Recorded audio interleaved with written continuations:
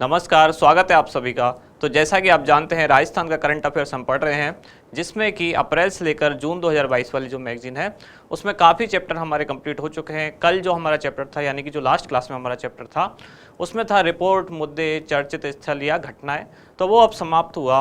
अब आगे जो आज हम पढ़ने वाले हैं वो कौन सा चैप्टर है? वो है पुरस्कार और सम्मान। और ये कब से कब तक की बात हो रही है? तो ये बात हो रही है अप्रैल से लेकर जून 2022, यानी कि इस दौरान, इस अवधि के दौरान राजस्थान से संबंधित ऐसे लोग जिनको राजस्थान के लेवल पर या भारत के लेवल पर या दुनिया के लेवल पर कोई पुरस्कार मिला, कोई सम्मान मिला, तो उनके बारे में आज हम पढ़ने वाले हैं। शुरुआत करते हैं पहले प्रश्न के साथ। पहला प्रश्न है, निम्नलिखित में से किसे हाल ही में अणुव्रत पुरस्कार से सम्मानित किया गया? ऑप्शंस हैं मनमोहन सिंह, नरेंद्र मोदी, वसुंधरा राजे या अशोक गहलोत। तो ये अणुव्रत पुरस्कार क्या है, इसके बारे में थोड़ा जान लेते हैं। कौन सी संस्था है जो ये अवार्ड देती है? वो है अणुव्रत विश्व भारती। अणुव्रत विश्व भारती संस्थान द्वारा ये दिया जाता है। ये कहाँ है? लाड़नू, जो कि कौन से जिले में है? नागौर। इस संस्था द्वारा ये अवार्ड दिया जाता है। और अवार्ड किस लिए दिया जाता है? मनमोहन सिंह को ये किस लिए दिया गया? हाँ, उत्तर इसका मनमोहन सिंह ही है। मनमोहन सिंह को ये अवार्ड दिया गया, किस लिए दिया गया? कि जीवन में शुचिता या सादगी, मतलब बहुत ही सिंपली ये रहते हैं, इसलिए इस संस्था द्वारा ऐसे ही व्यक्तित्व को चुनकर या ऐसे ही लोगों को चुनकर ये अवार्ड दिया जाता है जो सिंप्लिसिटी में विश्वास करते हैं, सादगी के साथ रहते हैं, सादा जीवन, उच्च विचार वाली जो भावना है, जो थीम है, इस संस्था के द्वारा मनमोहन सिंह, डॉक्टर मनमोहन सिंह जो हमारे पूर्व प्रधानमंत्री, उनको ये अवार्ड दिया गया। चलते हैं अगले प्रश्न की तरफ। अगला क्वेश्चन है, उद्योग रत्न अवार्ड 2022 जो कि वर्ष 2020-21 हेतु प्रदान किया गया, प्राप्तकर्ताओं में कुल महिलाओं की संख्या कितनी है? तो ये जो उद्योग रत्न पुरस्कार है, ये इंपॉर्टेंट है। ये पुरस्कार था जो वर्ष 2020-21 में जो भी काम किए गए उद्योग के क्षेत्र में उसके लिए था, लेकिन ये प्रदान किया गया कब? 2022 में। तो क्वेश्चन एक बार ढंग से समझें, क्योंकि राजस्थान के एग्जाम में कई बार पुरानी डेट के क्वेश्चन पूछे जाते हैं। करंट अफेयर्स का मतलब यहाँ केवल 6-7 महीने का नहीं होता, कई बार पुरानी चीज़ें में खूब पूछी जाती हैं। तो 2020-21 पूछा है या 19-20 पूछा है, ये चीज़ें एक बार ढंग से चेक कर लें। तो इसमें कुल कितनी महिलाओं की संख्या पूछी गई है? तो पहले तो ये अवार्ड, उद्योग रत्न अवार्ड, कुल कितने लोगों को दिया गया? लोग यानी कि व्यक्ति और संस्था मिला के कुल ये 5 अवार्ड दिए गए, जिसमें से महिलाओं को कितने दिए गए? तो 2 महिलाएं थी जिनको ये अवार्ड दिए गए। कौन से वाले? 2020-21 वाले, जो कि 2022 में दिए गए। ये 2 महिलाएं कौन कौन सी हैं? तो पहली महिला का नाम है प्रियंका गोयल और दूसरी महिला का नाम है आराधना शर्मा।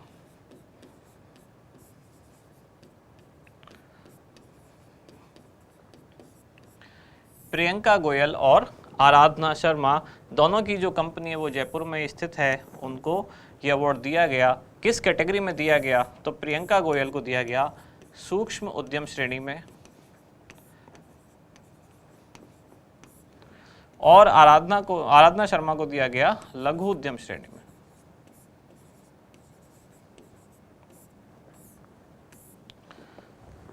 प्रियंका गोयल सूक्ष्म उद्यम श्रेणी में, आराधना शर्मा लघु उद्यम श्रेणी में। कुल कितने अवार्ड दिए गए? उद्योग रत्न पुरस्कार कुल 5 दिए गए, जिनमें से 2 महिला हैं। इसका चाहे तो स्क्रीनशॉट ले लें, फिर आगे चलते हैं। इनकी कंपनी का और नाम लिख लेते हैं। इनकी कंपनी जो प्रियंका गोयल है, इनकी कंपनी का नाम है श्री सालासर इंडस्ट्रीज लिमिटेड। और जो आराधना शर्मा है, इनकी कंपनी का नाम है भूमिका पावर इंडस्ट्रीज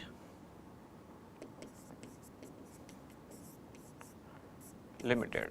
और ये दोनों कहाँ हैं ये कंपनियां? तो ये दोनों जयपुर में है, जयपुर और जयपुर।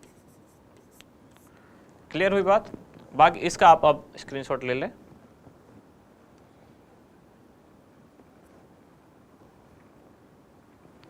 अब आगे बढ़ते हैं नेक्स्ट क्वेश्चन की तरफ।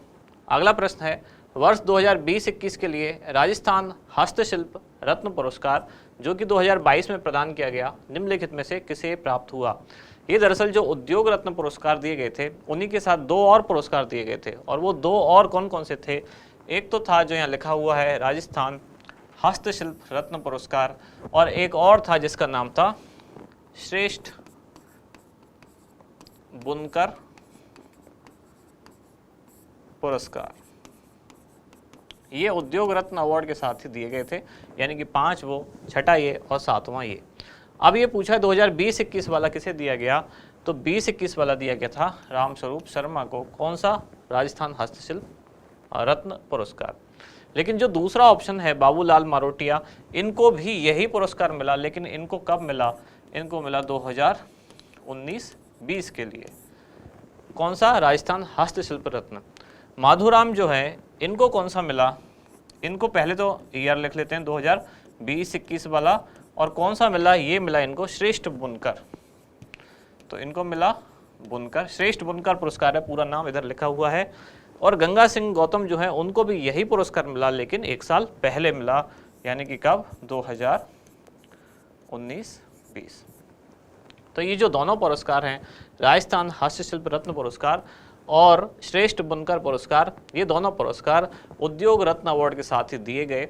लेकिन उद्योग रत्न अवार्ड में जो 5 कंपनी या संस्थाएं जो थी उनमें 2 तो महिलाएं थी, बाकी 3 अलग कंपनियां थी।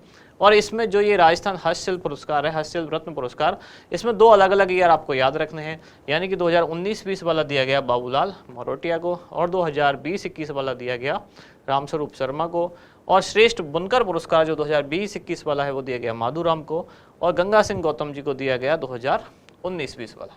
क्लियर? अब ले लें एक स्क्रीनशॉट, फिर बढ़ते हैं आगे। अगला प्रश्न है, 7वां कन्हैयालाल सेठिया काव्य पुरस्कार निम्नलिखित में से किसे प्रदान किया? पुरस्कार का नाम है कन्हैयालाल सेठिया काव्य पुरस्कार, और ये कौन सा इसका था? तो ये 7वां था। ऑप्शन है कल्याण सिंह राजावत, रंजीत होसकोटे, माधव हाड़ा या मधु कांकरिया। तो ये दोनों नाम तो हमने हमारी पहली क्लास में भी, मतलब पुरानी जो वीडियो थी जिसमें जनवरी से मार्च वाला हमने पढ़ा था, उनमें भी नाम पढ़े थे। तो पहले तो ये क्लियर हो जाता है, ये ऑप्शन नहीं है। कल किसी ने पूछा था कि इतने सारे जो फैक्ट्स हैं उनको याद करने के लिए भी कुछ ट्रिक बताओ। तो याद करने के लिए यही ट्रिक है, जैसे कि हम ऑप्शन में हम पुरानी चीज़ें बार बार डिस्कस करते हैं, तो ऐसे आप लोग भी जब भी पढ़ें, कोई मिलता जुलता नाम देखें, कोई थीम देखें, तो उसके आसपास की जो भी चीज़ें हैं, यानी कि उससे रिलेटेड क्या क्या चीज़ें हो सकती हैं, वो सारी पढ़ने की कोशिश करें। अब जैसे आज ये 2 नाम यहाँ आए, तो अगर आपने पुरानी क्लास ली है तो उस चीज़ को रिवाइज करने की कोशिश करें, एक बार दिमाग पे जोर डालना शुरू करें कि ये दोनों नाम भी हमने कहाँ कहाँ पढ़े थे। तो जो माधव हाड़ा हैं, इनको 32वां बिहारी पुरस्कार मिला,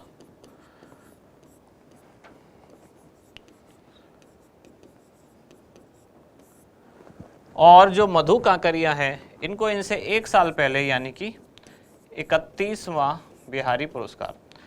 तब मैंने ये सारी चीज़ें बताई थी। बिहारी पुरस्कार कौन सी संस्था द्वारा दिया जाता है? के बिरला फाउंडेशन द्वारा ये पुरस्कार 1991 में शुरू किया गया। मधु कांकरिया को 31वां मिला और 32वां मिला माधव हाड़ा को, यानी कि 2022 में इनको मिला, 2021 में इनको मिला। दोनों की पुस्तकों की रचनाओं के नाम भी मैंने बताए थे, जैसे आज दोबारा बता देता हूँ। इनकी रचना का नाम था हम यहाँ थे, जिसमें झारखंड और वहाँ के आदिवासियों के आसपास की जो कथा है उसको इसमें वर्णित किया गया है। और माधव हाड़ा, इनकी कृति का नाम था पंचरंग चोला पहर सखीरी।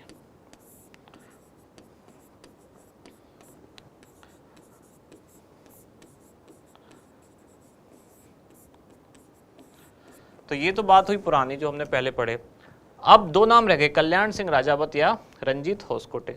तो अगर आप हर दिन का न्यूज़पेपर पढ़ते हैं तो कल के अखबार में आपने खबर पढ़ी होगी, कल्याण सिंह राजावत जिनका हाल ही में निधन हो गया है, यानी कि कल ही इनका निधन हुआ, कल के न्यूज़पेपर में ये न्यूज़ थी। इनको कौन सा पुरस्कार दिया गया था? इनको दिया गया था सूर्यमल मिशन, इनको सूर्यमल मिशन पुरस्कार दिया गया। हाल ही में इनका निधन हुआ है, तो ये भी पूछा जा सकता है। अब ऐसे नहीं है कि जैसे हम अप्रैल और जून तक की पढ़ रहे हैं तो आज की चीज़ें हम डिस्कस नहीं कर रहे हैं। आज की भी जो इससे रिलेटेड चीज़ें हैं वो हम भी साथ के साथ डिस्कस कर रहे हैं। जब हमारी मैगजीन आएगी ये वाली, यानी कि जो नेक्स्ट होगी, उसमें तब भी हम पढ़ेंगे ही, लेकिन साथ भी करंट से जोड़ते हुए, आज की डेट से जोड़ते हुए हम बहुत सारी चीज़ें पढ़ते हैं। तो कल्याण सिंह राजावत जो सूर्यमल मिशन इनको अवार्ड दिया गया, इनका अभी निधन हो गया। और रंजीत होसकोटे ये इसका उत्तर है। ये कहाँ के हैं? ये मुंबई के हैं, जिनको कौन सा अवार्ड दिया गया? कन्हैयालाल सेठिया काव्य पुरस्कार। ठीक है, इनकी 3 कृति और हैं, वो भी आप लिख लें अगर पूछे जा सकती हैं तो, जैसे कि वैनिशिंग एक्ट, होने को तो कई हैं इनकी, पर खास खास जो हैं जिनके नाम चर्चा में हैं, एक है वैनिशिंग एक्ट और एक दूसरी है जोना वेल। ये इनकी 2 खास कृतियां मैंने यहाँ लिख दी हैं। तो अब आप चाहें तो इसका एक स्क्रीनशॉट ले लें, फिर बढ़ते हैं आगे।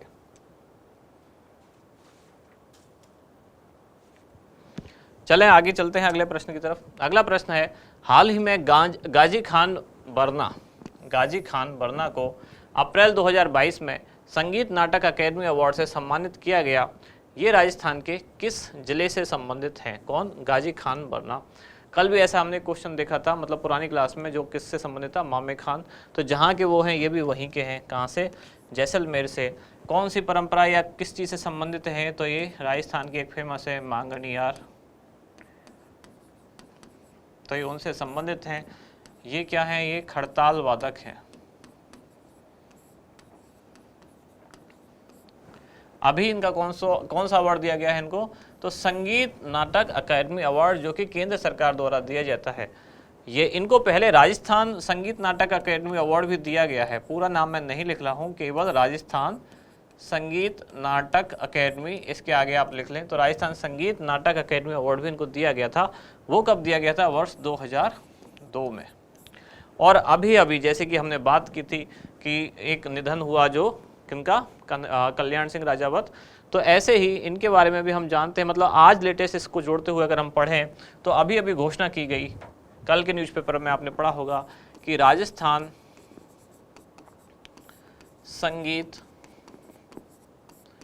नाटक अकादमी अवार्ड, और ये कब था? 2022। दोनों का डिफरेंस आप समझ लें। ये है संगीत नाटक अकादमी अवार्ड, जो केंद्र सरकार द्वारा दिया जाता है। ये है राजस्थान संगीत नाटक अकादमी अवार्ड, जो अभी 3 लोगों को दिया गया। किन किन को? इसमें जो सर्वोच्च पुरस्कार है, यानी कि जो फेलोशिप अवार्ड है, वो किसको दिया गया? तो ये सर्वोच्च फेलोशिप जो है वो दिया गया इला अरुण, गायिका है। दूसरी कैटेगरी इसमें थी कौन सी? लोक गायन। लोक गायन की कैटेगरी में किनको दिया गया? तो मामे खान। कल भी हमने मामे खान का नाम पढ़ा था, आज वापस लोक गायन में इनको दिया गया था। और तीसरा बचा रंगमंच, यानी कि थिएटर, ड्रामा, रंगमंच। इसमें रंगमंच में नाटक नहीं बल्कि मतलब अभिनय नहीं बल्कि निर्देशन। तो रंगमंच निर्देशन में किसको दिया गया ये अवार्ड? तो ये दिया गया BM व्यास। ये जरूर ध्यान रखें कि ये है भारत सरकार का संगीत नाटक अकेडमी अवार्ड। जो क्वेश्चन पूछा गया है वो किसको दिया गया है और वो कहाँ से? वो जैसलमेर से हैं। ठीक है, ये जो है वो हैं गाजी खान बरना, उनको राजस्थान संगीत नाटक अकेडमी अवार्ड दे दिया गया 2002 में। और अभी जो कल दिया गया राजस्थान संगीत नाटक अकेडमी अवार्ड 2022, यानी कि नवंबर 2022 में दिए गए, ये इनको फेलोशिप अवार्ड दिया जाएगा इला अरुण को, लोक गायन के क्षेत्र में मामे खान को, और रंगमंच निर्देशन के क्षेत्र में BM व्यास को। ये मैं इसलिए डिफरेंस बता रहा हूँ क्योंकि पुरानी क्लास में किसी ने क्वेश्चन किया था जिसमें मैंने प्राक्कलन समिति और लोक लेखा समिति की बात की थी। तो उसमें किसी ने बताया कि हमने तो पढ़ाया अधीर रंजन चौधरी, तो आप थोड़ा सा क्वेश्चन ध्यान से पढ़ें। उसमें साफ साफ लिखा हुआ है राजस्थान विधानसभा, और राजस्थान विधानसभा और अधीर रंजन चौधरी का दूर दूर तक अभी तो कोई लेना देना है नहीं, वो लोकसभा से हैं, ये राजस्थान विधानसभा की बात हो रही है। क्वेश्चन में कंफ्यूज ना हो, ढंग से पढ़ें और कमेंट करें। जब एक बार वापस क्वेश्चन भी तो देख लें कि हो सकता है मेरे पढ़ने में कोई एरर हो रही हो। अगर आप पब्लिक कमेंट करते हैं तो बाकी लोग भी थोड़ा कन्फ्यूज होते हैं, तो एक बार ठीक से क्वेश्चन पढ़ के फिर आप कमेंट करें। अगला प्रश्न है, खेलो इंडिया अभियान के तहत जिले में हुए उत्कृष्ट कार्यों के लिए निम्नलिखित में से किस जिला कलेक्टर को प्रधानमंत्री द्वारा लोक सेवा दिवस पर लोक प्रशासन में उत्कृष्टता के लिए सम्मानित किया गया? यानी कि कौन से जिले के कलेक्टर हैं या कौन सा जिला प्रशासन है जिसने कि खेलों के क्षेत्र में उत्कृष्ट कार्य किया, और इसी वजह से प्रधानमंत्री द्वारा उनको खेलो इंडिया अभियान के तहत सम्मानित किया गया। तो इसमें ज़्यादा कुछ याद नहीं रखना है, केवल इतना याद रखना है चूरू के जिला कलेक्टर को ये सम्मान दिया गया। किस चीज़ के लिए? क्योंकि इन्होंने चूरू में खेल जो संस्थाएं या खेल जो संस्कृति है उसको डेवलप करने के लिए या उसका विकास करने के लिए काफ़ी काम किया। अब बढ़ते हैं अगले प्रश्न की तरफ। ये है, हाल ही में चर्चा में रहा स्टीविया पौधा, पौधे का नाम क्या है? स्टीविया पौधा किस रोग के उपचार में कारगर है? ये एक इंपॉर्टेंट क्वेश्चन हो सकता है। साइंस एंड टेक्नोलॉजी वाले डिपार्टमेंट में भी इंपॉर्टेंट है, जनरल साइंस में पूछा जाए तब भी ये इंपॉर्टेंट है, और ऐसे सामान्यतः अगर जैसे आजकल बीमारियों वाली लाइफ स्टाइल है उससे संबंधित या आरएस प्रीलिम्स और मेंस में जो सिलेबस है जो भी बीमारियां हैं उस हिसाब से भी ये इंपॉर्टेंट क्वेश्चन है। तो ये किससे पहले तो स्टीविया पौधा होता है क्या है, इसका सामान्य हिंदी नाम क्या है? तो इसको कहा जाता है मीठी तुलसी।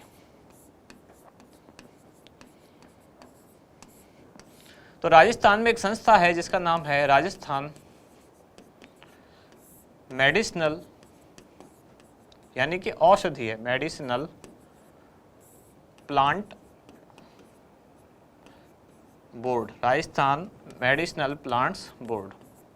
ये जो औषधीय पौधे हैं उनसे संबंधित काम करती है।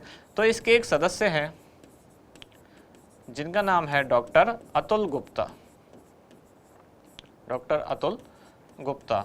इन अतुल गुप्ता को मॉरिशस सरकार द्वारा सम्मानित किया गया। कौन सी सरकार? मॉरिशस। क्यों सम्मानित किया गया? क्योंकि इन्होंने इसी पौधे पे काम किया, काफ़ी इस पे रिसर्च किया, और इससे जो फायदा होता है वो कौन से रोग के उपचार में लाभकारी है ये पौधा, वो है डायबिटीज। तो ये क्वेश्चन याद रखना, ये इंपॉर्टेंट है कि डायबिटीज के इलाज में ये पौधा काम में आता है, स्टीविया, जिसको मीठी तुलसी भी कहते हैं। तो राजस्थान के जो अतुल गुप्ता हैं, डॉक्टर अतुल गुप्ता, जिनको राजस्थान मेडिसिनल प्लांट्स बोर्ड के जो सदस्य भी हैं, मॉरिशस सरकार द्वारा इनको सम्मानित किया गया। मॉरिशस में काफ़ी घरों में लोग अब ये पौधा लगाना उन्होंने शुरू किया ताकि डायबिटीज़ के उपचार में, क्योंकि ये मीठा होता है और इसकी जो शुगर होती है वो जो सामान्य हम शुगर लेते हैं उसकी तुलना में ये डायबिटीज़ के रोग में मतलब उतना प्रभाव नहीं डालती, यानी कि डायबिटीज़ में नुकसानदायक नहीं होता है। इसलिए इसको काफ़ी ज़्यादा लोगों ने अपने घरों में लगाना शुरू किया और इस काम के लिए मॉरिशस सरकार द्वारा पुरस्कार दिया गया डॉक्टर अतुल गुप्ता को।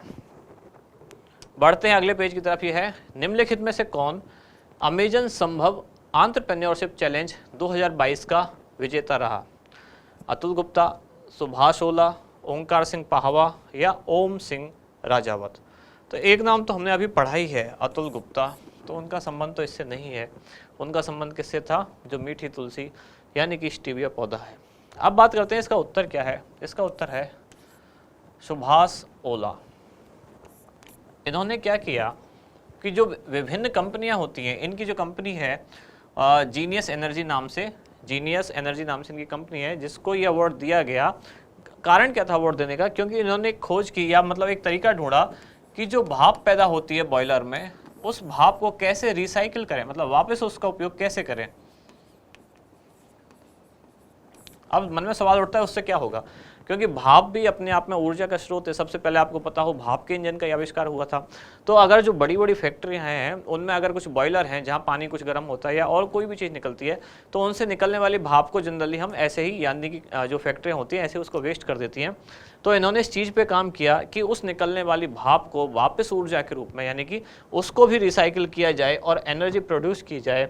इसके लिए इनका जो स्टार्टअप था, जीनियस एनर्जी करके नाम की जो कंपनी है, जीनियस एनर्जी इनोवेशन करके कुछ पूरा नाम उसका है, तो उसको ये अवार्ड दिया गया, जिसमें ये startup of the year award इनको दिया गया। स्टार्टअप ऑफ द ईयर, यानी कि इस साल का सबसे अच्छा स्टार्टअप ये है, क्योंकि एनर्जी इसमें सेव होती है, एनर्जी कंजर्व होती है, इसलिए इनको ये अवार्ड दिया गया। एक ले लें स्क्रीनशॉट, फिर चलते हैं आगे। कंपनी का नाम था genius energy critical innovation private limited. Genius energy लिखूं मैं, आप genius energy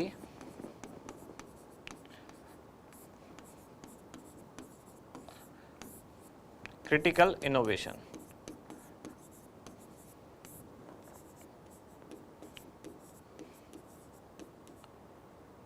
genius energy critical innovation, ये इनकी कंपनी है और इस कंपनी ने जो काम किया भाप को रिसाइकिल करने पर और ऊर्जा में कैसा उसको उपयोग किया जा सके, इसके लिए स्टार्टअप ऑफ द ईयर इनको अवार्ड मिला। कौन सा? अमेजन संभव एंटरप्रेन्योरशिप चैलेंज इन्होंने जीता। नाम क्या है? सुभाष ओला।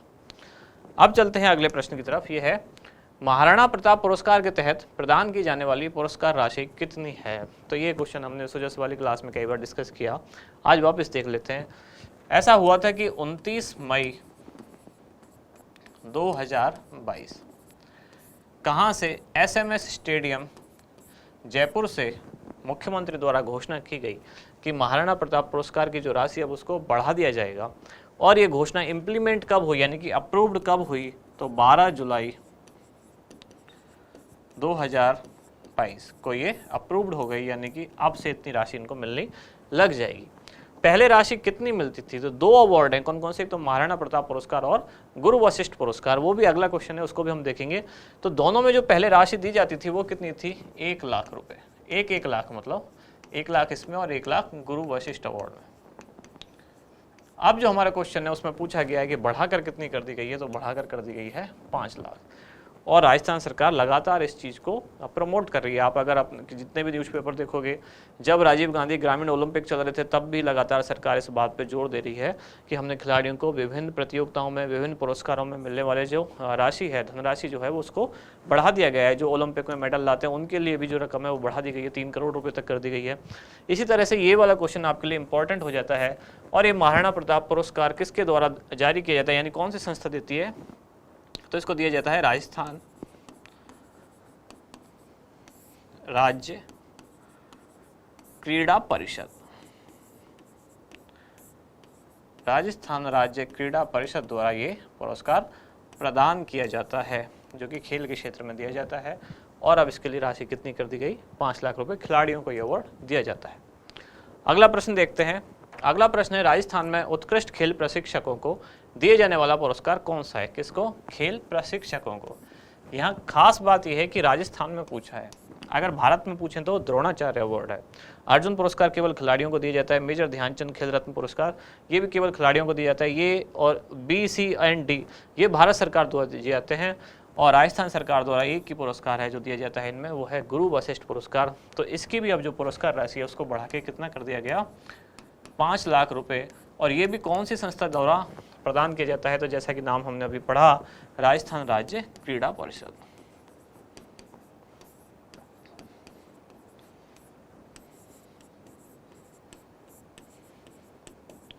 एक छोटी सी बात और रह गई कि कब शुरू किया गया, कई बार ये भी पूछा जाता है। तो ये पुरस्कार शुरू किया गया 1985-86 में। और महाराणा प्रताप अवार्ड था जो ये शुरू किया गया 1982-83 में। क्लियर हुई बात? सामान्य सी बात थी। जैसा कि एक बार मैंने क्लास में पूछा था कि शक्तिकरण या सशक्तिकरण कैसे लिखते हैं, तो आप लोगों ने काफ़ी उसमें कमेंट्स दिए, ज़्यादातर लोगों ने सही जवाब ही दिया है। तो उसका मैं आंसर ना बता के आप लोगों के लिए डिबेट पे छोड़ देता हूँ, ताकि आप लोग भी खुद उसको देखें, किताबें उठाएं, थोड़ा सा दिमाग पे जोर डालें। आज मैं एक दूसरा और टास्क दे रहा हूँ आपको। आप ये भी बताइए वशिष्ठ जो मैंने लिखा है ये सही लिखा है, मतलब शुद्ध है या अशुद्ध है? ये वशिष्ठ ऐसे लिखा जाएगा या वशिष्ठ था ऐसे लिखा जाएगा, ये या वशिष्ठ ये भी आप मुझे बताएं। थोड़ा सा खोजें, थोड़ा सर्च करें कौन सा शुद्ध है। जैसे सशक्तिकरण वाला आपने खोजा, ऐसे ये भी खोजें कौन सा है। तो ये तो आज के क्वेश्चन समाप्त हुए। अब एक थोड़ी सी इन्फॉर्मेशन है आपके लिए कि सेकंड ग्रेड के एग्जाम जो लोग दे रहे हैं उनके लिए परीक्षा से पहले जो परीक्षा का आयोजन किया जा रहा था, तो उसकी डेट थोड़ी आगे बढ़ा दी गई है, रजिस्ट्रेशन के लिए भी और एग्जाम डेट के लिए भी। अब रजिस्ट्रेशन जो है वो 23 नवंबर तक होंगे और एग्जाम डेट जो पहले 20 नवंबर थी अब उसको एक सप्ताह बढ़ाकर 27 नवंबर कर दिया गया है। अब हम रिवाइज कर लेते हैं हमारी जो पुरानी क्लास है उसमें पहला क्वेश्चन क्या था? हाल ही में राजस्थान विधानसभा के प्रक्रिया एवं कार्य संचालन संबंधी नियमों के तहत 3 समितियों का गठन किया गया। इनमें से लोक लेखा समिति के अध्यक्ष कौन बनाए गए? इस क्वेश्चन पे किसी ने वो कमेंट किया था जो मैं बता रहा था कि हमने तो सुना है अधीर रंजन चौधरी। तो अधीर रंजन चौधरी लोकसभा के हैं। यहाँ देखो कितना मोटा मोटा साफ लिखा है, 2 शब्द लिखे हैं, एक तो राजस्थान में लिखा है और विधानसभा में लिखा है। इन दोनों में से किसी एक पर भी आपकी नज़र पड़ जाएगी तो भी आप क्वेश्चन गलत नहीं करेंगे, क्योंकि अधीर रंजन चौधरी का नाम आएगा तो भारत सरकार से रिलेटेड आएगा या भारत के संसद से रिलेटेड आएगा। विधानसभा में तो उनका अभी कुछ है नहीं, तो वो लोकसभा में ही है। तो उत्तर क्या था, गुलाब चंद कटारिया, बाकी जो दो नाम थे राजेंद्र पारिक और दयाराम परमार। तो राजेंद्र पारिक प्राक्कलन समिति यानी कि एस्टिमेट कमेटी जिसे बोलते हैं, और दयाराम पारिक भी उसी कमेटी के, यानी कि एक का नाम ए और बी, का और खा हिंदी में लिखा गया। और विधानसभा अध्यक्ष कौन है, डॉक्टर सीपी जोशी।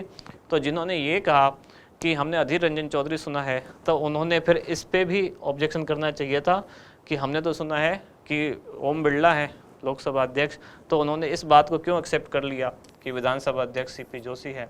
इसलिए क्वेश्चन को थोड़ा ध्यान से पढ़ें।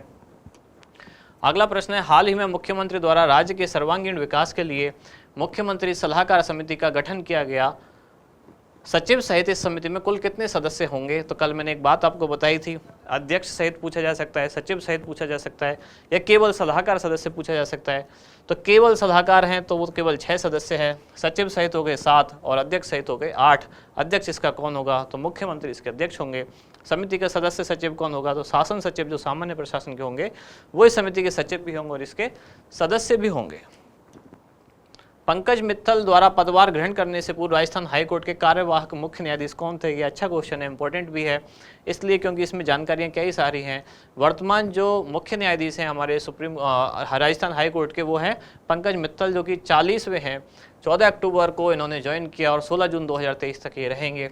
इसमें भी किसी ने पूछा था कि 14 अक्टूबर है या 11 अक्टूबर है, तो थोड़ा सा आप ध्यान से सुना करें, 14 अक्टूबर को। इससे पहले ये जम्मू एंड कश्मीर के वो रहे थे, जम्मू एंड कश्मीर न्यायालय के मुख्य न्यायाधीश रहे थे, लेकिन उससे पहले इलाहाबाद हाईकोर्ट में भी ये न्यायाधीश रहे, मुख्य न्यायाधीश नहीं रहे थे, वहाँ जम्मू एंड कश्मीर में मुख्य न्यायाधीश रहे थे। 14 अक्टूबर 2022 से 16 जून 2023 तक इनका कार्यकाल रहेगा। इनसे पहले जो 39वें थे वो थे एस शिंदे, यानी कि संभाजी शिवाजी शिंदे, जिनका कार्यकाल रहा जून से 1 अगस्त 2022, ये 39वें थे। और ये जो दोनों हैं यानी कि कुलदीप माथुर और शुभम मेहता, इनको भी 6 जून 2022 को राजस्थान हाईकोर्ट का जज बनाया गया। और इनके बनाने के साथ ही कुल कितने जज हो गए, 27 राजस्थान हाईकोर्ट में, और संख्या अधिकतम कितनी हो सकती है, तो वो है 50। और क्वेश्चन का आंसर क्या है, मनिंद्र मोहन श्रीवास्तव, जो कि दूसरी बार कार्यवाहक अध्यक्ष बनाए गए हैं। इनको पहले भी एक बार अध्यक्ष ने कार्यवाहक मुख्य न्यायाधीश बनाए गए हैं राजस्थान हाईकोर्ट के, तो पहले भी इनको एक बार बनाया जा चुका है। इसरो के युविका 2022 यंग इंडिया प्रोग्राम में राजस्थान के किस छात्र या छात्रा को चुना गया, तो शौर्य यादव को चुना गया। आनंद और गौरी माहेश्वरी, इनको राष्ट्रीय बाल पुरस्कार दिया गया। आनंद को दिया गया 2021 वाला, गौरी माहेश्वरी को 2022 वाला।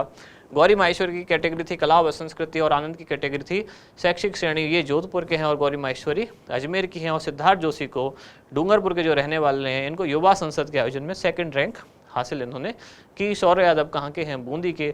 यंग साइंटिस्ट प्रोग्राम में कुल 150 लोगों को शामिल किया गया था, जिनमें से एक ये थे। तो जैसा कि कमेंट्स में आपने पूछा कि याद कैसे रखें लगातार फैक्ट्स को, तो यही वो ट्रिक है। जैसे ही ऑप्शन आते हैं पुराने, और हम बाकी चीज़ें पुरानी बाद में रिवाइज कर लेते हैं, जैसे आनंद, गौरी माहेश्वरी, सिद्धार्थ जोशी, इनके बारे में हम पहले पढ़ चुके हैं। यानी कि कब पढ़ चुके हैं, जनवरी से लेकर मार्च वाली मैगजीन में। यहाँ ये रिवीजन का ही तरीका है, इसीलिए हम ऑप्शन वैसे रखते हैं ताकि आपका रिवाइज भी साथ के साथ होता रहे। क्योंकि ये सारे राजस्थान से रिलेटेड लोग हैं, सबको कोई ना कोई अवार्ड मिला, और इनमें से 3 तो बच्चे हैं जो शामिल हैं, इसलिए इनके नाम इसमें शामिल किए गए हैं। तो यही एक तरीका है रिवीजन का कि बार बार चीज़ें आपके सामने आती रहें, बार बार पढ़ेंगे तो अपने आप रिवाइज होती चली जाएंगी। अगला प्रश्न था कि मई 2022 में फ्रांस में आयोजित 75वें कांस फिल्म फेस्टिवल में मामे खान ने रेड कारपेट पर भारतीय दल का नेतृत्व किया। ये राजस्थान के किस जिले से संबंध रखते हैं। तो कल भी मामे खान का नाम आया, आज वापस आया, तो इसी तरह से रिवीजन होता है। इसमें आपको ये याद हुआ कि मई 2022 में मामे खान ने कांस फिल्म फेस्टिवल में भारत के दल का नेतृत्व किया, जो 11 सदस्यीय दल था। मामे खान जैसलमेर के रहने वाले हैं। और आज हमने मामे खान के बारे में क्या पढ़ा, इनको मिला क्या, राजस्थान संगीत नाटक अकेडमी अवार्ड। अब ये भी एकदम लेटेस्ट खबर है, क्योंकि जब हमने ये क्लास ली थी, ये वाली रिकॉर्ड की थी, तब तक ये नहीं मिला था पुरस्कार। इसकी घोषणा इनको अभी की गई, यानी कि कल के न्यूज़पेपर में न्यूज़ थी। राजस्थान संगीत नाटक अकेडमी अवार्ड 2022 वाला इनको दिया जा रहा है। और वो किस क्षेत्र में दिया जाएगा, तो वो है लोक गायन। इनके अलावा 2 और लोग हैं जिनके नाम मैंने आज डिस्कस किए, इला अरुण और BM व्यास।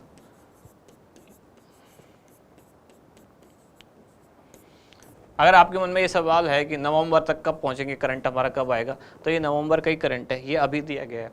ऐसे ही बहुत सारी चीज़ें हैं जो जब हम मैगजीन स्टार्ट करेंगे जो प्रॉपर नवंबर वाली है, तब आपको लगेगा ये सारी चीज़ें हम पहले ही पढ़ चुके हैं। तो ये नवंबर का करंट अफेयर्स है, ये अभी दिया गया 2 दिन पहले। लोक गायन के क्षेत्र में मामे खान को, BM व्यास को रंगमंच निर्देशन के क्षेत्र में और इलारुण को सर्वोच्च जो फेलोशिप अवार्ड है वो दिया गया। आगे बढ़ते हैं अगले प्रश्न की तरफ। यह है, राजस्थान में गुर्जर आरक्षण के सूत्रधार कहे जाने वाले कर्नल किरोड़ी सिंह बैसला का हाल ही में जयपुर में निधन हो गया, तो इनका जन्म स्थान राजस्थान के किस जिले में हुआ था? तो ये करौली के मुंडिया गांव में इनका जन्म हुआ। राजपूताना राइफल भारतीय आर्मी की जो है उससे जुड़े रहे, 1962 और 65 के युद्ध से भी जुड़े रहे और पाकिस्तान में ये युद्धबंदी रहे। अगला प्रश्न, हाल ही में राजस्थान के दिल की धड़कन रईस भारती शीर्षक से पुस्तक का विमोचन पेरिस बुक फेयर में किया गया, तो रईस भारती का संबंध राजस्थान के किस जिले से है? ये सीकर से है और सीकर में धोंद इनका गांव है। इनकी जो पुस्तक है इसको एक फ्रांसीसी लेखक है मार्टिन ले कोजो, उनके द्वारा लिखी गई। पहले फ्रेंच भाषा में लिखी गई थी, फिर कई भाषाओं में इसका अनुवाद हुआ। अगला प्रश्न है, जयपुर के मूर्तिकार अशोक गौड़ द्वारा बनाए गए स्कल्पचर को राष्ट्रीय सीमा शुल्क व GST राष्ट्रीय संग्रहालय गोवा में स्थापित किया गया। यह स्कल्पचर कहाँ के पत्थर से बनाया गया? तो ये भैंसलाना जयपुर कोटपुतली के पास जो है वहाँ का ब्लैक मार्बल यानी कि एकाश्म जो है उसके द्वारा इसको बनाया गया। एकाश्म शब्द पढ़ते हुए मैंने बताया था, एकाश्म शब्द के बाद पत्थर नहीं बोलना चाहिए, क्योंकि अश्म शब्द का अपने आप ही मतलब पत्थर होता है, तो पत्थर पत्थर 2 बार हो जाएगा, एक अश्म और पत्थर यानी कि सज्जन पुरुष, तो वही जैसी अशुद्धि यहाँ है। अब बढ़ते हैं आगे अगले प्रश्न की तरफ। यह है, फोर्ब्स द्वारा जारी 30 अंडर 30 एशिया सूची में 7वें संस्करण में राजस्थान से किसे शामिल किया गया? दरअसल ये नाम ही अपने आप में एक तरह का टंग ट्विस्टर है। आप में से लोग एक बार बोल के देखना, आप लोग कितने लोग हैं जो इसको सही प्रोनाउंस कर पाते हैं। 30 अंडर 30 बार बार जीभ घूम जाती है। तो किसको दिया गया? ये दिया गया शैली गर्ग को, बतुल बेगम को दिया गया नारी शक्ति पुरस्कार 2021 वाला। भारत सरकार का जो महिला एवं बाल विकास मंत्रालय वो ये अवार्ड देता है। उर्मिला राजौरिया जो IAS ऑफिसर है उनको राजफेड का प्रबंध निदेशक यानी कि मैनेजिंग डायरेक्टर MD बनाया गया। शैली गर्ग कहाँ की है? ये नशीराबाद अजमेर से हैं। वर्तमान में ये अमेरिका कैलिफोर्निया में रहती हैं और इनकी कंपनी है जो कंस्ट्रक्शन का मैटर सप्लाई करती है, मटेरियल सप्लाई करती है। 110 करोड़ रुपए का उसका टर्नओवर है। अगला प्रश्न, निम्नलिखित में से किसे हाल ही में राष्ट्रपति द्वारा अति विशिष्ट सेवा मेडल से सम्मानित किया गया? तो इसका उत्तर था बसंत कुमार रेपसवाल। निरुपेश कुमार ने गणतंत्र दिवस परेड का नेतृत्व किया, 2018 में भी किया और 2022 में भी किया। झुंझुनू के रहने वाले हैं, 2 बार ऐसा कर चुके हैं। कर्नल कृष्ण सिंह जिन्होंने सर्वाधिक अल्ट्रा मैराथन दौड़ने का रिकॉर्ड बनाया, तो ये भी अजमेर के मिलिट्री स्कूल से पढ़े हुए हैं। अनूप बर्तरिया जो वास्तुकार हैं, इन्होंने संविधान पार्क जो कि राजभवन यानी कि राज्यपाल का जहाँ निवास होता है वहाँ उसकी भी थीम इन्होंने तैयार की, यानी कि उसका डिजाइन इन्होंने तैयार किया। और सवाई मानसिंह अस्पताल जो है उसमें एक IPD टावर का अभी शुरुआत की गई है, तो उसका भी जो डिजाइन इन्होंने ही तैयार किया। किन्होंने? अनूप बर्तरिया। तो इसके साथ ही समाप्त हुई दोनों क्लासेज और इसमें आज पुरस्कार सम्मान वाला चैप्टर भी समाप्त हो चुका है। अब इसमें एक मात्र लास्ट चैप्टर बचा है, वो कौन सा है? खेल एवं खिलाड़ी। और खेल एवं खिलाड़ी वाली क्लास के बाद अगर छोटा मोटा कुछ बचा तो वो विविध वाली कुछ चीज़ होंगी। कोशिश करेंगे हम एक अगली क्लास में इसको समाप्त कर दें और इसी के साथ समाप्त हो जाएगा हमारा 6 महीने का पूरा करंट अफेयर्स। फिर हम आएंगे नेक्स्ट एक क्लास के बाद किस पर? जो नेक्स्ट मैगजीन है यानी कि जुलाई से लेकर सितंबर। तो ये क्लास समाप्त करते हैं यहीं। अब मिलते हैं अगली क्लास में। धन्यवाद।